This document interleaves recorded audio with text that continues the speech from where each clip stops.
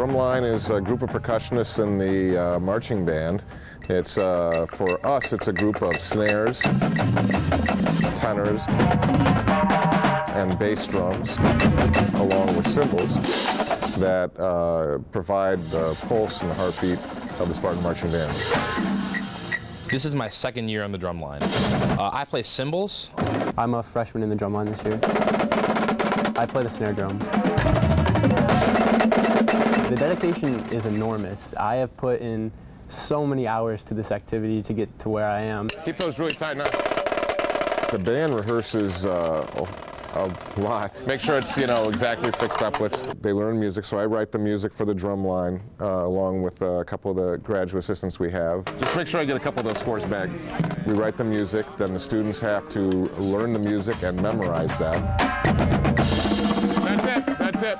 They also have to learn up to 30 spots on the field. They're memorizing, hours of music along with many, many different drill sets. So it's a lot of work that goes into doing that. I think of Spartan football, I think of Spartan band. It's an amazing experience. There was nothing like the energy that I felt that first time going into Spartan Stadium. You can just feel when you rush out there, 75,000 people looking down on you and cheering for you, and it's amazing.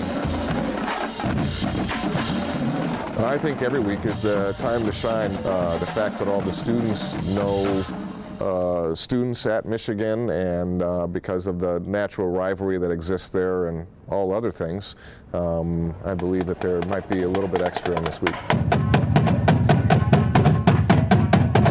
We drum after the game with Michigan, and that's been a tradition since before I was here, so over 20 years. It's a great chance for the lines to play for each other and show what they're doing. It's definitely friendly, and it's great to see them, and we show them what we've got too. I'm really looking forward to it. Music has such an important impact on community and helping us all feel a sense of togetherness, even when it's in the midst of a bitter rivalry like Michigan versus Michigan State. And I think it's going to be awesome to have these two great drum lines there. We always like to push each other, and we always like to see where we are comparatively. It's great. It's a collaboration. When we play something through, and especially when they really do a good job, I'm just very proud of what they do. What makes a perfect Memorial Day? For some, it might be the parade, with the band marching by, the Boy Scouts waving, a lollipop on your day off from school. In its own way, cheering in the streets serves as tribute. It's to celebrate life, to honor people that have died. And so we take the time to honor troops, in silence as well, never forgetting those who have passed and those who still serve. It's hard to be away from your family. Our job is to protect our country. And if it wasn't for them, we would not have a free society. The freedom to cheer or to bow your head in silence, always in memory of those who fought for the red, white, and blue. As Melissa and Mark wipe away their tears, they realize how a matter of seconds has left them to endure a lifetime of heartache. Trade my place in a heartbeat. If I could bring my son back right now, even for a minute, you see those Facebook posts, what would you do or who would you talk to on a park bench if you had 5 more minutes? And I'd just like to hug them and tell them I love them. I know. And I'm sorry.